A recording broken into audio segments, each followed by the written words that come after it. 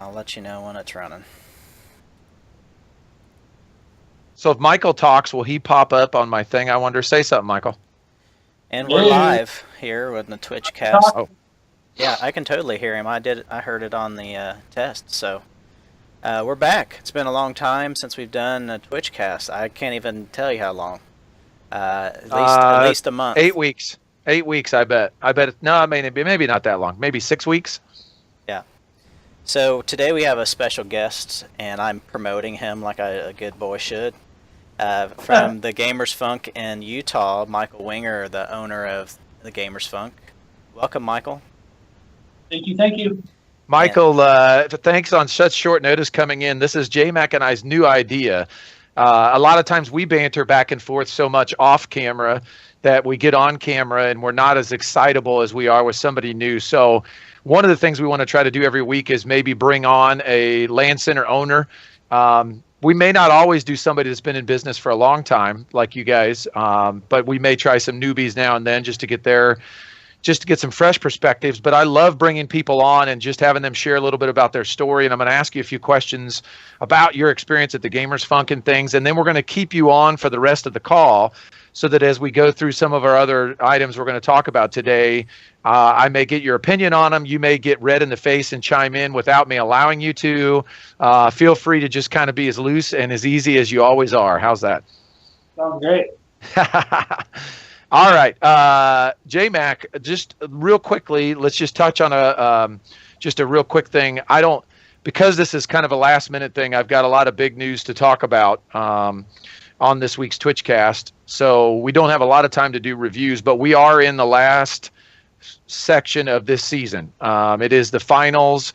The top 10 centers from around the world this week are competing, and the top 50 players are competing. So that is going on. We will get some updates on that on next week's show. So we will then make sure that we give some shout outs to that. So I don't want to skip over that, but there's a lot of prizes on the line. Alienware obviously is a great sponsor. They're providing us an alpha for the grand prize winner, some backpacks and t-shirts. eBlue's been a great sponsor. There's some chairs on the line. Headsets and mice went out for a lot of winners during the regular season, and all kinds of stuff shaping up for season 6. I wish I could talk about some of it, but I'll just tease it as cool and fun. And you know, if you think you're bored playing 3 games for ggCircuit, just wait till season 6. That's all I can say. There will not be 3 games in play for season 6. Anything on the season, J-Mac, you want to for Michael? Not really. I think beyond other seasons we've had, you know, like you're alluding to, so many things going on. It's been hard to make announcements and have time to do all that with the other things we have going on with ggCircuit. So really just kind of an apology. We'll get it all caught up. I promise you, we'll get all the prizes out, and we will present the ggCircuit Cup, no doubt about it. You know what I miss is the sexy British lady making the videos and announcing who's in what place. Did we fire her? Did we just put her in a closet somewhere? Like, does she have a name?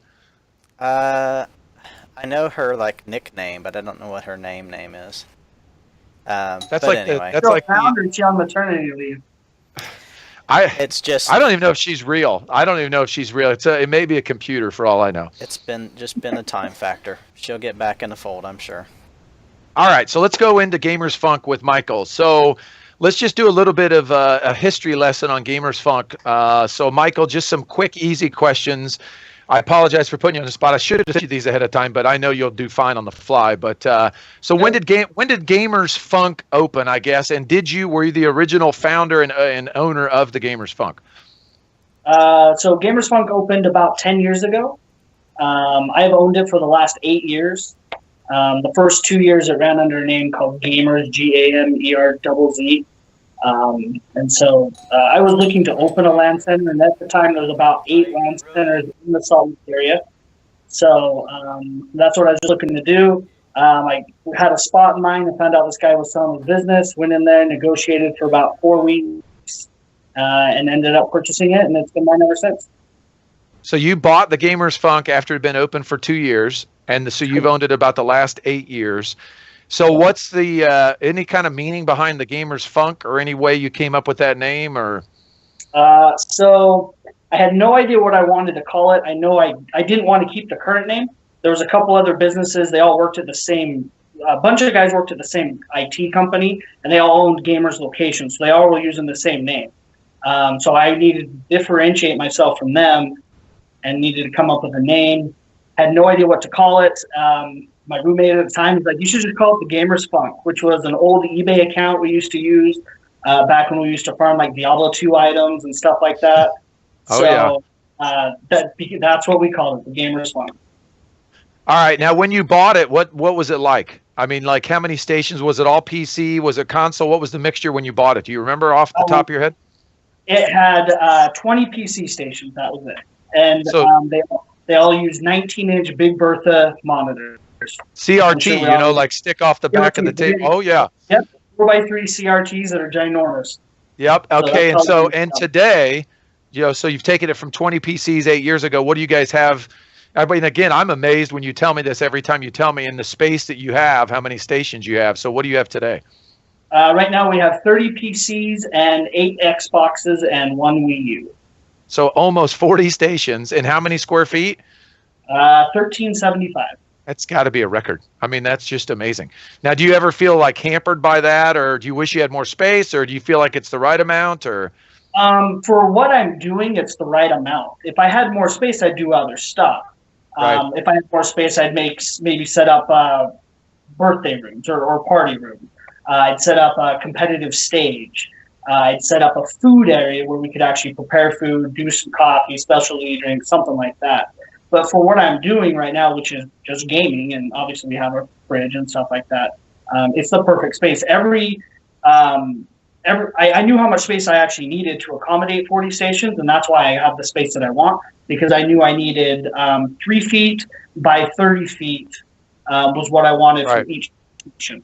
And because of that, I labeled it out, and when we looked at spot, I went in there with my tape measure and decided, hey, you know what? This is perfect. I'll be left with basically no negative space, because I knew how much space I needed in between the stations, because they're on lines that face each other. So I knew how much we needed for people to walk down. So, I mean, there was a lot of math that went into it, and that's how I was able to accommodate with such small space to be perfect.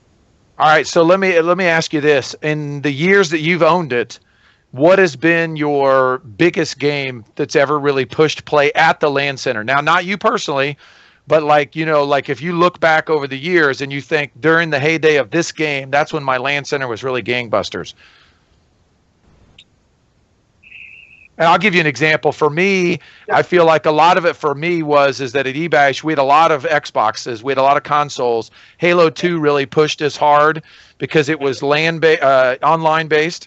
And at the same time, World of Warcraft really pushed our PCs. I felt like that was like in my heyday years for eBash.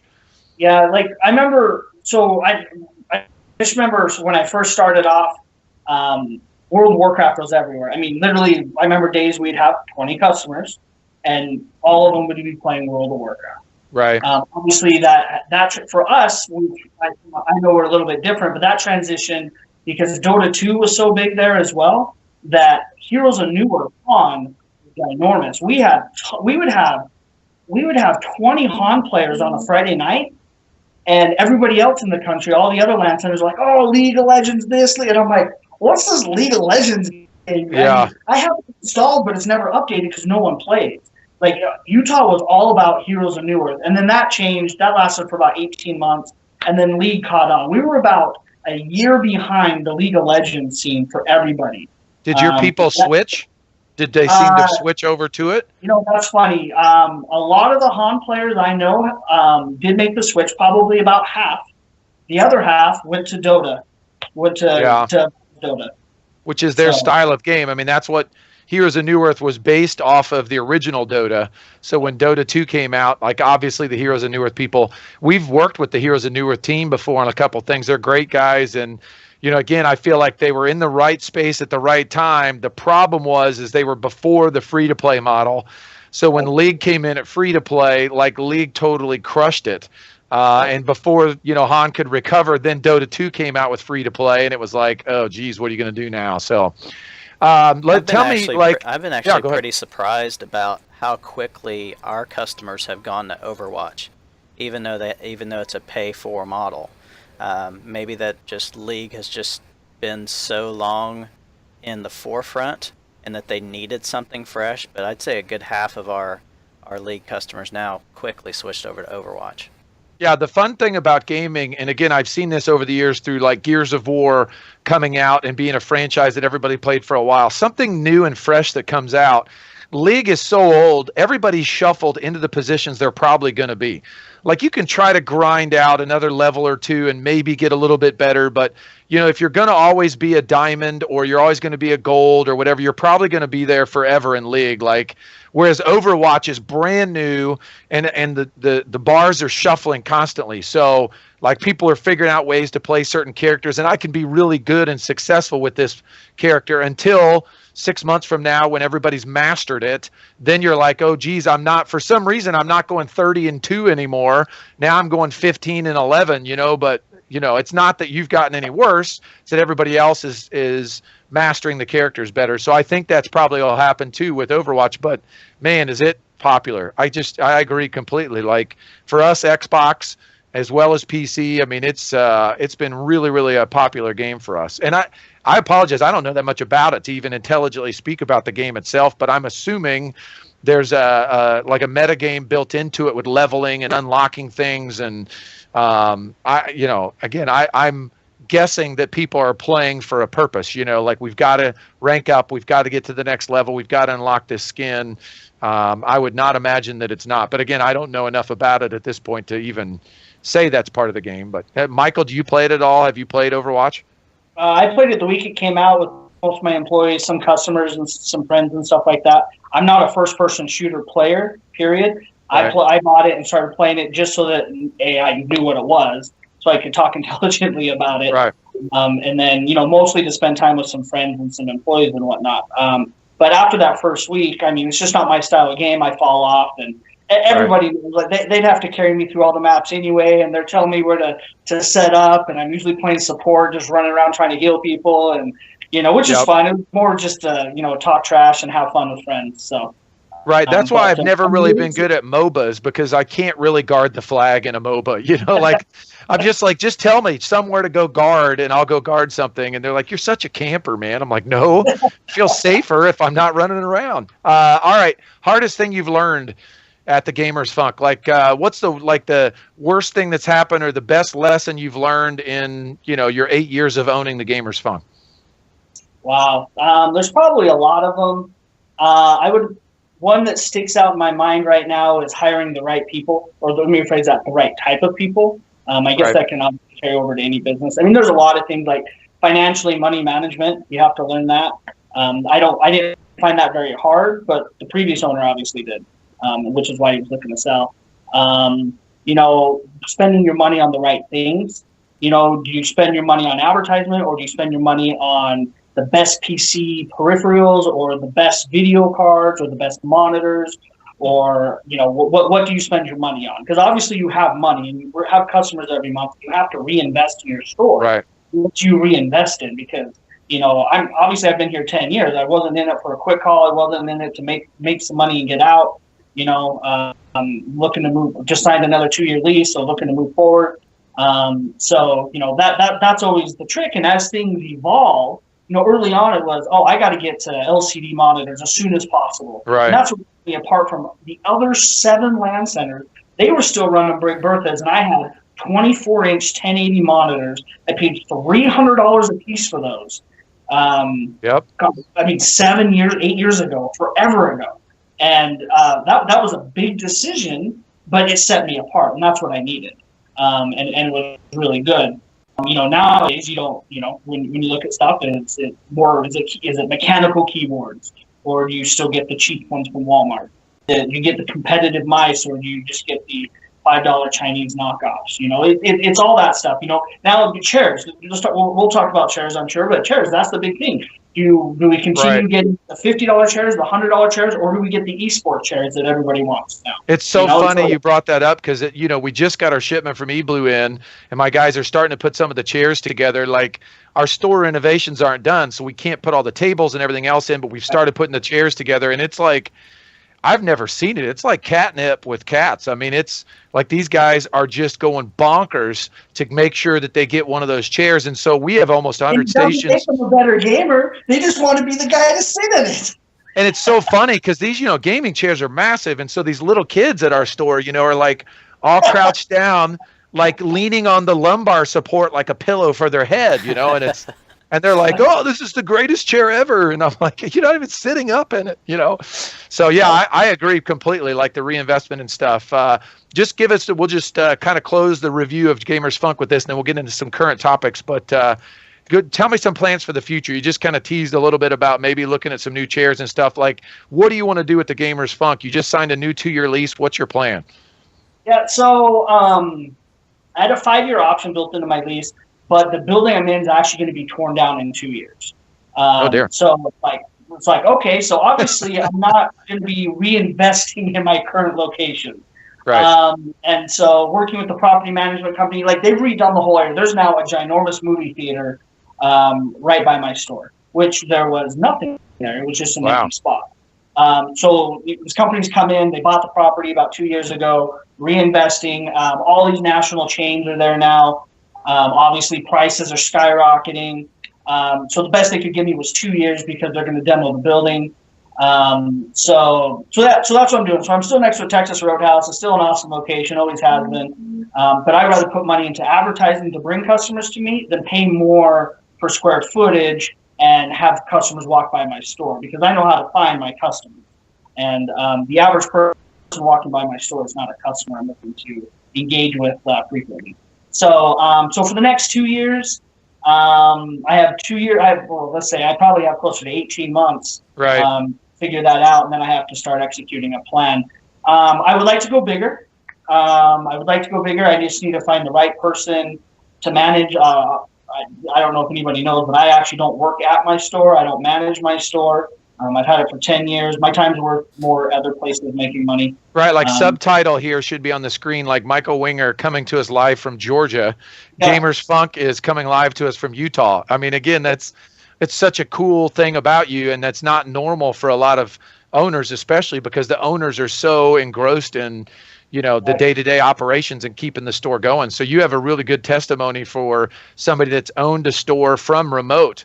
And again, you've said it earlier, the biggest challenge is finding the right people because you've got to have those people in place that will execute what you need executed, that you can trust, that will show up every day, that will be friendly and treat the customers well because you're just not, literally, Michael Winger is nowhere near his store to keep tabs on it. I'm sure you've got cameras you can peek in on, make sure that they're, if you're worried that they're not at work on time, you can, look in on a camera on them. But at the same time, I doubt that you're doing that every single day. Yeah, if I don't have trust in my employees, then I'm doing it wrong. And I've obviously got the wrong guys there. You've got to extend the trust.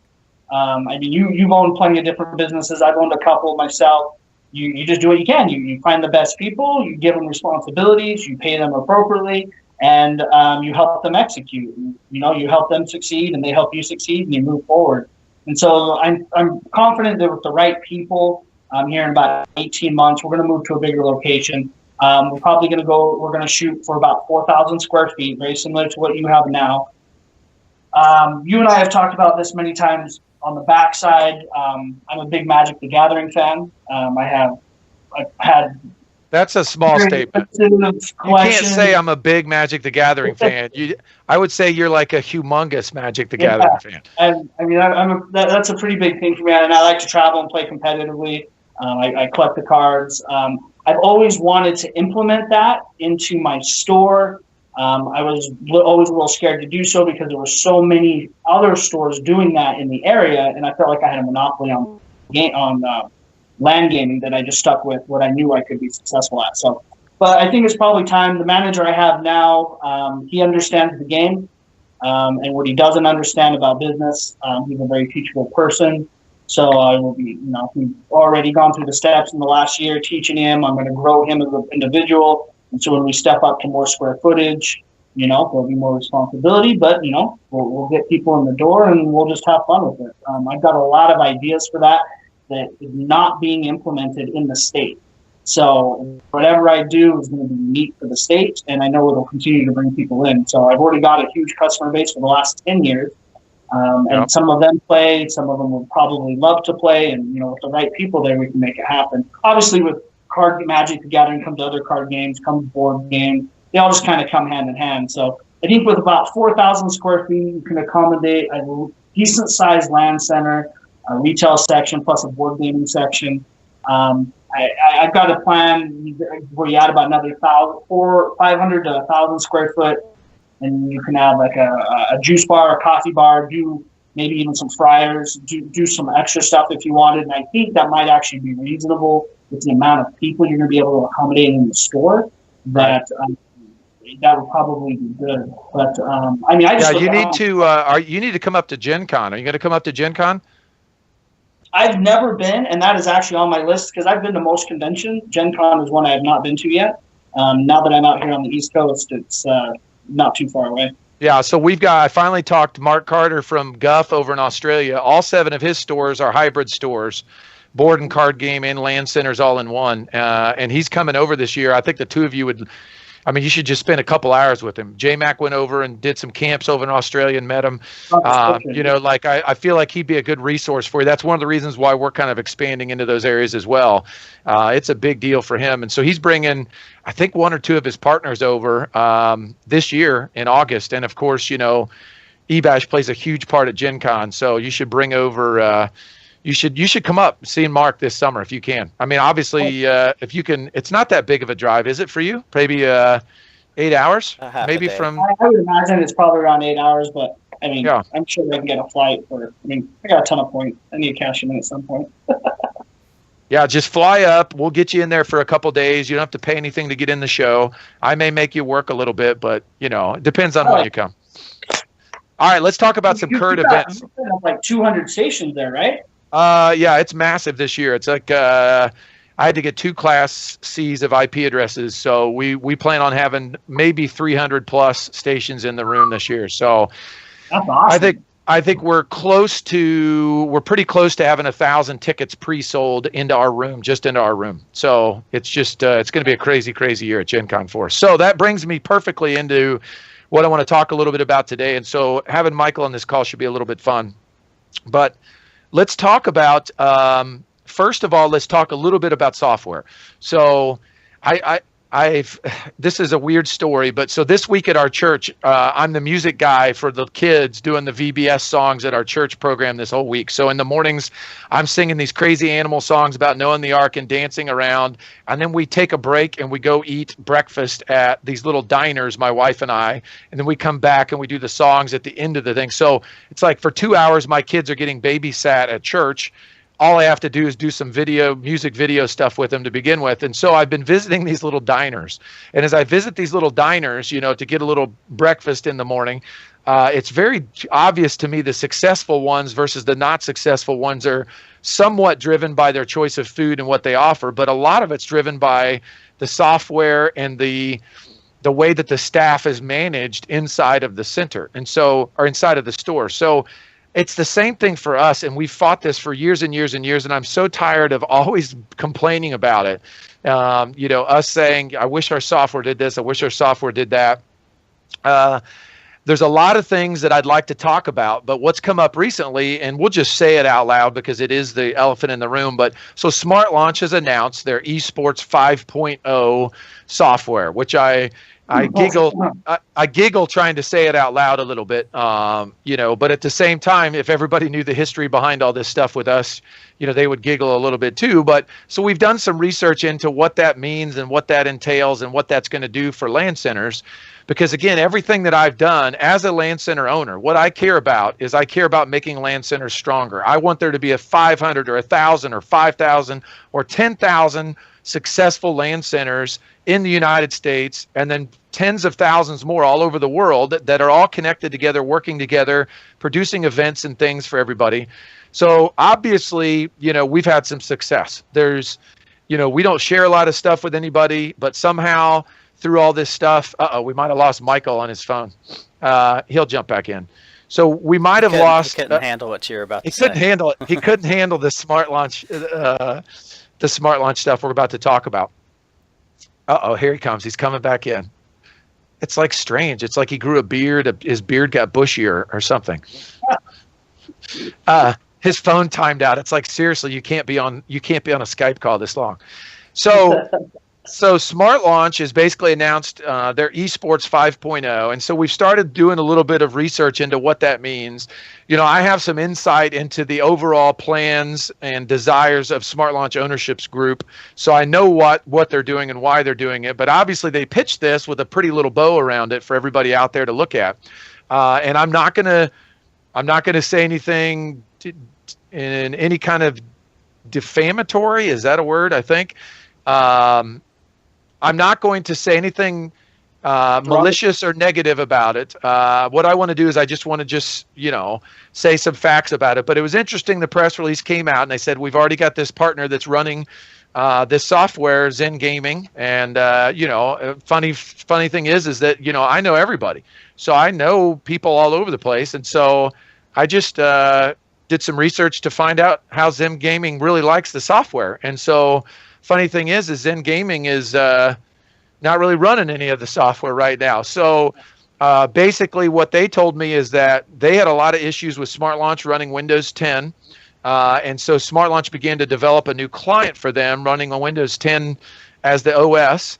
And obviously with everything that ggCircuit did and the success we had, and because SmartLaunch thought of us as a threat instead of a partner back in the day, then SmartLaunch is going to try to go after the same sort of stuff that we do. So what they're doing is they're saying, okay, we're building this new client to make it work with Windows 10. So that's how it started. It has nothing to do with esports or anything else. They had to build a client that works with Windows 10. So they're going to build in some of these features for it. So they're going to do stat tracking and they're going to do all these other things, but none of that's running. Zen Gaming's not running any kind of stuff for it. They've tested some things, but it doesn't continuously work. I can tell you right now, I had another entity from a whole nother side of the world say to me, hey, I want to invest in ggCircuit and what you guys are working on for the industry. And I said, sure, no problem. We'd love to have more funding to go faster. And I threw out a number and they laughed and they said, oh, I've got people that can code what ggCircuit does for $5,000. And, I just said, hey, go for it. I don't know what you think ggCircuit does. And when you log into ggCircuit and you see it, I know a lot of people look at it and say, well, this is not that hard. I could do that. But in reality, I don't know that people grasp the fact that we have 134 LAN centers connecting into our online servers that we maintain, and that we're parsing, I don't even know, billions and billions of lines of data from all of these games and all of these databases running in their local environments up to our servers.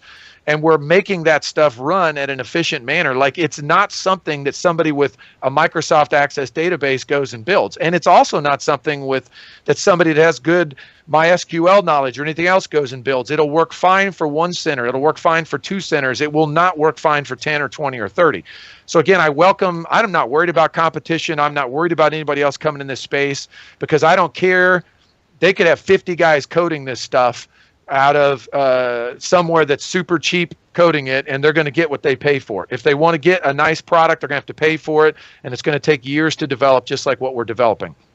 So this new esports thing. How about those promises from SmartLaunch?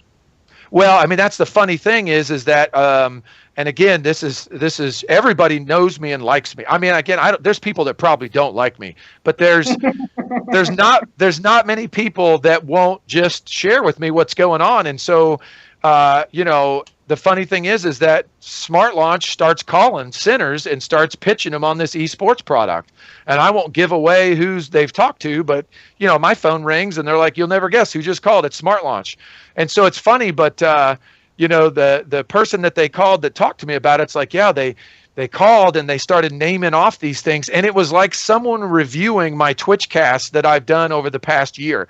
It was like they went to my Twitchcast and said, that's a great idea. We're going to tell them that our software is going to do that. And so and it got a little bit spooky down the line as he was explaining to me everything they talked about. But the funny things is that, immediately they told them that they have a contract with eBlue. like they have a sponsorship and a contract with eBlue. And so, I know the eBlue guys. So I call the eBlue guys. I'm like, hey, what's up, Gary? What's this deal? We just told them if they refer a center to us, we'll give them a couple percentage points on anything centers buy from us. It's like, oh, so he's like a reseller for you. Yeah. So what are you guys giving them? We're not giving them anything. We're not paying them anything. We're not giving them anything. There's nothing there. They basically just wanted to be able to resell eBlue products to LAN centers as another form of revenue for SmartLaunch. And I'm like, okay, that's cool. Another thing they listed out was that this one was my favorite, that they're not going to be like ggCircuit, where the sponsors just pay ggCircuit. They're going to go get money from people like NVIDIA and give the money to the LAN centers. To me, that one was like over the top as far as like, okay, so SmartLaunch is going to go make a deal with NVIDIA, and NVIDIA is going to give SmartLaunch money, which is a company in Denmark that's renamed by a third company that at some point has had dealings with Pirate Bay and all these other things. So NVIDIA is going to make a deal with this weird entity in Denmark and send them money, and then we're assuming that this entity in Denmark is going to take that money and just start shoveling it out to LAN centers. For what reason? So I'm going to put the NVIDIA logo on my software, so NVIDIA is going to pay SmartLaunch to pay me to put their logo. I mean, that's just not how the industry works. So again, I know people at NVIDIA, and so I started digging into it, and I don't know the CEO of NVIDIA. Maybe the CEO of NVIDIA made a deal with SmartLaunch, but I kind of doubt it. I know a lot of people in NVIDIA that are pretty high up, and none of them have any idea of any deal being talked about. And again, we're pretty close with them, and we're working on a lot of different stuff with NVIDIA. They talked about it being a CC boot replacement. They talked about it being able to sell Steam codes in your center, and you can make money selling Steam codes. They talked about it being esports sponsorships. SmartLaunch is going to sponsor League of Legends tournaments and pay for the payouts, and the centers can just join for free. And all of these big things that, again, if it was a brand new company coming in, I wouldn't trust them. It's SmartLaunch, I don't trust them. I'm not sure who would come to the table and all of us would say, cool, that's a great idea. I think I'm going to put all my customers on the system, because here's what SmartLaunch has shown me from history. They've shown me that I can buy your product. You can then give me your product and I can use your product. You go bankrupt, you come back out of bankruptcy, and you start charging me again for the same product. That's what SmartLaunch has shown me from history. That's what I have to bank on of what I think SmartLaunch is going to provide for me. So anyway, Michael, what do you think about all this stuff? I mean, you ready to sign up for Esports 5.0 from SmartLaunch, right? Yeah, no, thank you. I'm even back. The version of SmartLaunch I'm running is like 9 months old, because that version actually works for my center, and I don't upgrade because I'm remote. So if there's a problem, I don't want to have to walk somebody through it for 5 hours on the phone on how to fix it. And I don't think I should actually have to be fixing someone else's software that I'm paying a monthly fee for. So SmartLaunch has done nothing for me in the past to help me move forward as a business. They've offered a product, they've charged me for that product, and I have paid for it. And that's that. They have done me no favors. They have caused me a little bit of grief, because they'll say one thing and it just doesn't work. That's the thing. They're, as far as that's concerned, they're not trustworthy. They say they have a release. The release doesn't work. 2 weeks later, they're rolling everybody back. And I don't have time for that. I'm running a business. I'm there to make money. And if my system's down, I'm not making money. That's a problem. And so I'm not signing up. I'm going to use the old version until there is a much better solution. I'm looking on the horizons, and I think I see a glimmer of hope, but we'll see. And again, looking back to my diner example of this week going out to these diners, the ones that I hit that are, on a touch screen monitor and they're monitoring their employees, versus the old school, like I'm writing this hand ticket down and bringing this ticket in, there's just some things that SmartLaunch has never done for us. And there's some things that this new thing they're offering, let me be very clear about this. As far as I know, I'm not saying this is for sure, but as far as I know, this is not a new SmartLaunch. This is a new client that will run on your PCs for SmartLaunch. The server's the same, the admin's the same, the reporting's the same. Like, you're not going to get any other better guidance on running your business from this new piece of software. The other thing that, again, that I look at in this small diner versus bigger diner, there's a reason why you're by a Texas Roadhouse. Texas Roadhouse is humongous. Like when a company gets big and they want to make a lot of money, I'm not saying that LAN Center owners can't be happy and satisfied with one store. But what I'm saying is that if you want to make a career out of it, if you want to do this for the rest of your life, it's not scalable to just do this for one store. Like, you need to figure out the formula. You need to be able to repeat it, and you need to use economies of scale by running multiple stores. I'll give you a perfect example. eBash has a store in Terre Haute. We have a store in Indianapolis. J-Mac's sitting over in the Indianapolis store. I'm sitting in the Terre Haute store. Right now, SmartLaunch has no way for me to connect these two stores. They're an hour and a half apart. They're not that close, but we have customers that go back and forth between the two stores. They can't use their account at both stores. This is 2016. This is 2016. Yeah. This is not the day and age where I should have to run a server in my back room that's basically offline, has nothing to do with web connectivity. You know, why is it so old school? Why are they not addressing those things that need to be addressed that matter to my business? So I buy licenses, I share licenses across all my computers. Why can't I share licenses for my games between my two stores?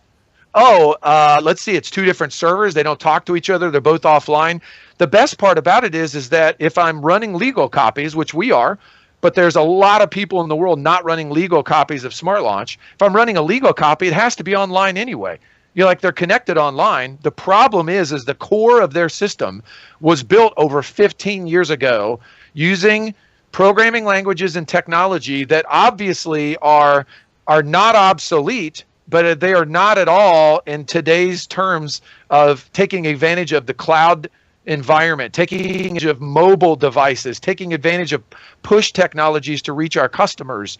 Like, they're so far in the past. It's aggravating. They're so antiquated that, I mean, Flash, you didn't even mention Flash. Their clients are Flash. HTML5 has been a standard for years now, and we were clamoring many years ago. I think 5 years ago, we're like, hey, HTML5's out.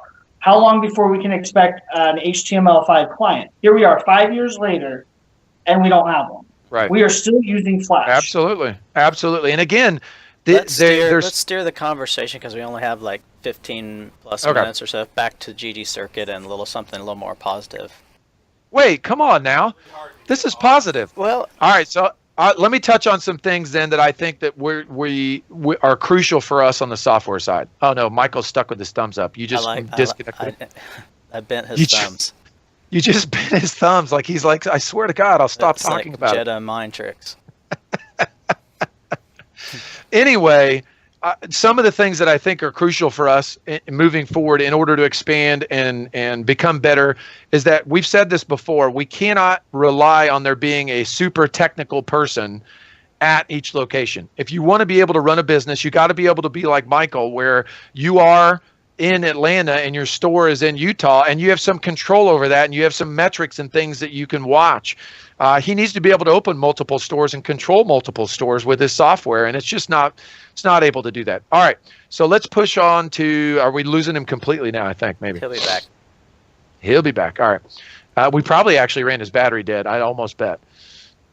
And so again, this is 100% my fault because I didn't let Michael know ahead of today that I was going to put him on the spot and have a sounding board here. Well, I don't want to start without him because I don't want to miss out on some of this other news, but I'm just going to go through some, just probably 10 minutes here of just some bullet points of some things we have going on, which are positive things. Like, I'm not sure if I should worry about saying the name because then I'm afraid it's going to become part of somebody else's pitch deck when they try to sell stuff to other people. But I'll just kind of run through some of the stuff that we're working on. We have a huge new opportunity for this crazy, cool partnership that's going to roll out. I'm just trying not to say names, I guess, but I don't really care. So we're going to really go after, starting in North America and then again all over the world if we can do this with the help of the LAN centers that are in different countries. But we're going to go after really refocusing our stores on esports. We've always been after events. We've always been after game releases and things. We're still going to do those things. I think it's really important for esports arenas, LAN centers, what we all call ourselves today, to make sure that we've got things going on for our gamers. This is not 2006. We can't count on us having customers walk in our door because we have good internet and good PCs. That's not why people go to centers anymore. So, if your center's struggling, if you just have the same people coming in all the time, you're not seeing a lot of new clients coming in, new customers coming in, it's time to refocus. It's time to focus on events. And so we're really going to push into esports. We're going to start this fall on a big high school esports push. And we've got some pretty big sponsors stepping up behind this program.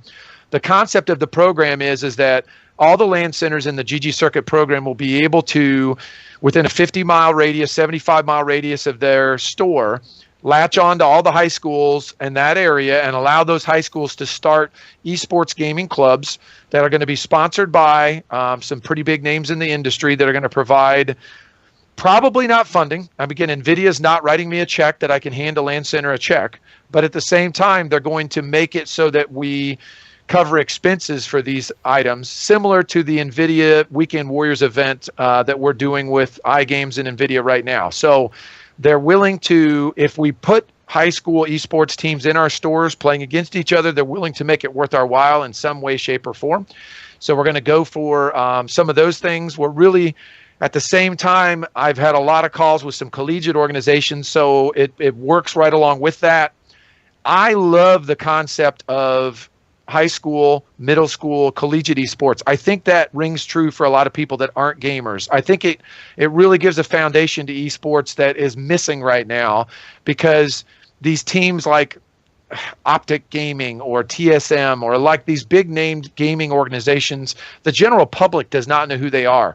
It's kind of fun for the gamers that know them and follow them that can wear their brands, but again, if you're watching a basketball game, March Madness in the United States, you recognize Duke University playing against Syracuse. You recognize Indiana University playing against North Carolina, UCLA, like you recognize those names. And so in esports, we need to have that.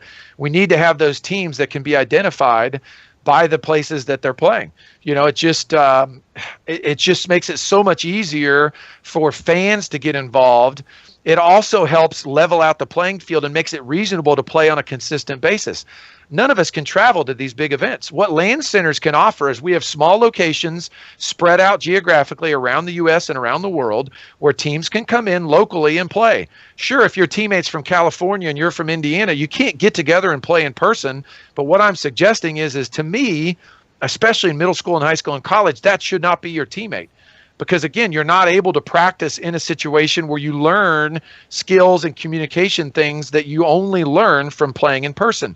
Unless you want to give up everything, move into a gaming house and try to go for broke, you can do that, but that's not going to be able to be possible for people long term. So we have a huge opportunity. I'm definitely not going to talk about this, because this is going to open the doors for a ton of stuff for us.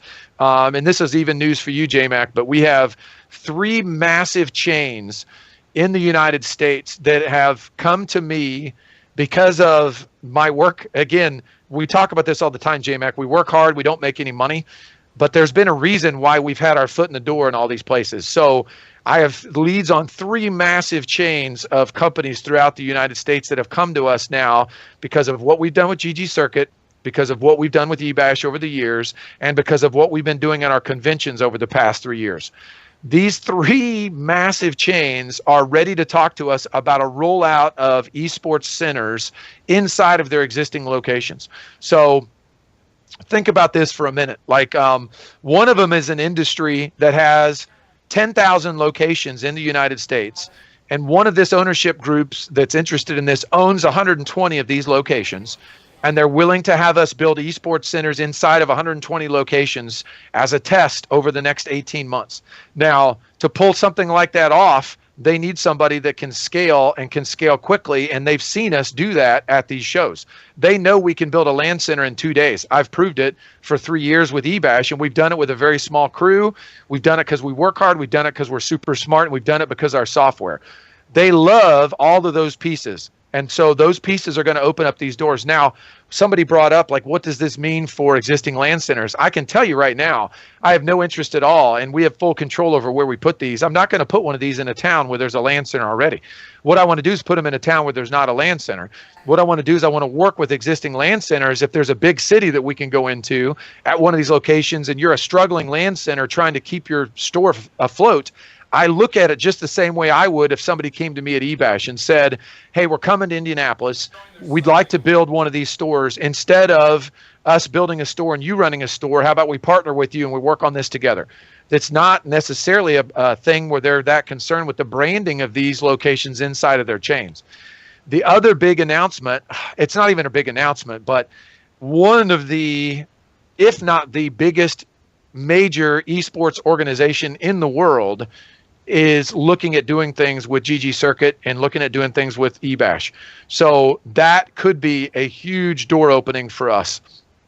As far as partnerships, a level of competition below the $15 million Dota Internationals that happen, every year. Like, again, there's this disconnect between that event and those of us trying to throw these $1,000 or $2,000, $3,000, $5,000 tournaments. There's this huge disconnect. There needs to be a level of competition that allows people to compete on a regular basis, that it's not all about money at that level. It's all about getting better. It's all about finding the right teammates. It's all about teamwork and organization and getting better at the game. And then you start mixing it in to some of these tournaments at the $5,000 or $10,000 level. And then you qualify to play in these regional events. And then you qualify to play in these national events. So my goal would be, when there's a big event that happens in anywhere in the world, that big event takes place with 16 teams, whatever the number is. 12 of those teams are invited teams from massive organizations. 4 of those teams have qualified through events that we host at esports arenas around the nation, around the world, that feed in teams to have a chance to win and participate at that level. Don't take a chance and buy a plane ticket and pay for hotel rooms and try to go qualify in some event amongst 200 other teams. And if you don't qualify, you've just basically wasted your weekend and wasted your money. Practice all the time. Practice every day of the week. Get together with your people all the time and practice and practice and practice. And then if you have success, take on a small regional event where you don't have so much cost to travel, where you don't have to rely on trying to find a sponsor to pay for your plane tickets and all those things. So these things are all happening all at the same time, and all these stars are aligning at the same time for us to be able to do some great, great things. And my theme of all this is that the core of this whole thing is the software. That is the core of everything. And so that's why ggCircuit is so intent on delivering a software product that solves these problems for everybody. And that's what that's what we've been working our butts off on. While people may think there's not a lot going on, there's a lot that's been going on the last 7 months. And all of these things are going to come down to the fact that we have the partners behind us that will give the energy and the juice and the fuel to push these programs. It's not the software itself. The software is brilliant and it'll do everything that we need it to do, but the people that are behind it that want to see us use that software to spread esports out, I think that's going to be what the difference is between us and whatever other brand is out there trying to offer software and trying to offer whatever rainbow pie in the sky thing that they can say. And I know a lot of this is new, and I know a lot of this is quick for you to digest, JMac. Obviously, we're getting together tomorrow or Saturday. We'll kind of go through it some more offline in detail, so I can give you more of the details. I'd be happy to share details with this, and I'm not at all afraid of anybody else going to any of these people and getting a deal, because again, nobody can pull this off. These people came to us because they've seen what we've done. We have a track record. We have a history. We've been around and we've been in business 12 years. We've done these shows. They know we can do what we say we're going to do. I just don't feel like having somebody calling all of the ggCircuit centers and mentioning all these buzzwords and keywords when they have no business doing so, because they don't have the relationship that we have. Right. And I think it's one of those things, like we're always in the hopes that everybody's on the up and up and that we can share all this information, but it's kind of like fool me once, fool me twice type of situation. And until it actually becomes a reality for us, having someone be able to have that bait for all the centers that are connecting with us and that kind of stuff, and that we love to show off our centers, but for centers, it's kind of a negative sometimes when people are taking advantage of the work that we're putting in. Right, exactly. And a lot of it for me is, again, I want to protect. I'm in it for the centers. I've always been in it for the centers. I own centers, and I want my centers. I want to add more. I want to have 10 or 20 or 30 locations. I want to be successful. I want to be healthy. I want to have a lot of deals. I want lots of gamers coming in my centers. That's what I want. And so I want the same thing for all these centers. I don't want these centers getting bamboozled. I don't want them to be tricked. I don't want them to be led down a road that they're going to put all their eggs into one basket and then be disappointed in the end because there's not a delivery on the promises that are being made. That's the thing that I have a problem with. I don't care at all. Nothing that we do is secretive or, I don't think I've ever, I don't have a patent. Somebody asked me the other day, they're like, have you patented your software? It's a gazillion lines of code and years of work and experience put into this product.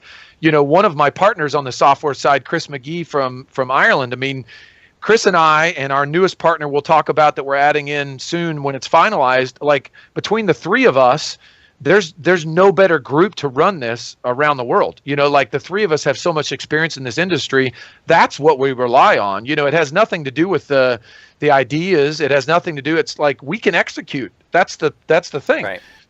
We can execute on what we say we're going to do. So granted, we have a lot of great ideas and people may take our ideas and say, ooh, that's cool, I'm going to do it. But does everybody trust them to do it? Is it going to happen? Is it going to actually work out for them? That I don't know. Yep. That, is still to be seen. So anyway, couple quick things as we're closing down. One, apparently the video feed on Twitch isn't working properly. So this will all be on YouTube. So you got a sweet podcast and then you can see all of our beautiful faces later. And we're going to, and again, we talked about that, J-Mac. That's where most people watch this. Yeah. But we're going to try to do this consistently on Thursday evenings, invite another LAN Center owner every week so that we can have that kind of talk back and forth. I like to get to know these guys. I like to share their stories. To me, that's what a lot of this business is about, is making these relationships. But then also in the evenings so that more people can join in live. Because I'd love to have people come in the chat and ask questions. I get a lot of LAN Centers that hire me for consulting. If I can answer their questions in these videos, that'll be less that they have to ask me during our consulting appointments so that they can ask, deeper questions about finances and business plans and that sort of thing. Yeah. And also just one more plug. We'd like to thank Michael for joining us. Michael Winger from the Gamerz Funk in Taylorsville, Utah. One of probably the first 5 centers or so that was involved with ggCircuit. So an original, an OG of ggCircuit. Then the final. Yeah, and we'll try to maybe we'll try to go back and forth, J-Mac. Hang on a second. Somebody new, somebody old each week. The final thought is, if you are interested in getting extra coins with events that are going on and you want some competition, Monday through Thursday, we are continuing to do these summer ladder tournaments. Just go to ggcircuit.com/tournaments and look for the ggCircuit tournaments available for the week. Monday is Overwatch, which is the one that's being the most active. Tuesday is Rocket League, Wednesday is Hearthstone, and Thursday is League of Legends. So you get 50 coins for a tournament entry. You get 50 coins per player for a tournament win, and you get 50 coins if your team per player wins the overall tournament. So a good way to rack up more coins. Ross is working on getting these going over in Europe. I believe later this month. They're going to fire up a couple of these nights as well. I think they're going to do Hearthstone and League. Do you remember off the top of your heads? I think it's League of Legends and Hearthstone. I believe so, yeah. It's a great thing for centers during the week on slow nights. At eBash, what we do is we charge a $5 fee, for example, on Monday nights for Overwatch. So you can come in and play Overwatch all you want, and then we try to get 6 of them together to form a team, play against teams from other centers. It's a real casual thing, but it's super fun for the players to have something else to play for. It's, they know that they're playing against this team in another center here in the United States, and we want to try to get some cameras sent out to each of these centers because I'd love to have cameras on the teams playing and get some casters going and cast the matches. And again, it's not a $10,000 tournament. It's not this big, huge prize with prizes.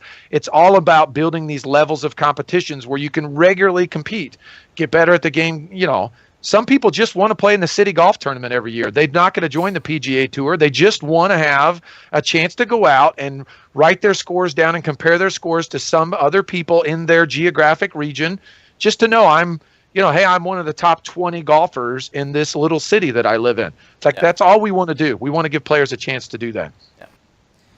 All right. Well, I'll see you soon, and hang Beautiful on. blue headset, beautiful blue eyes. I miss you. Yeah.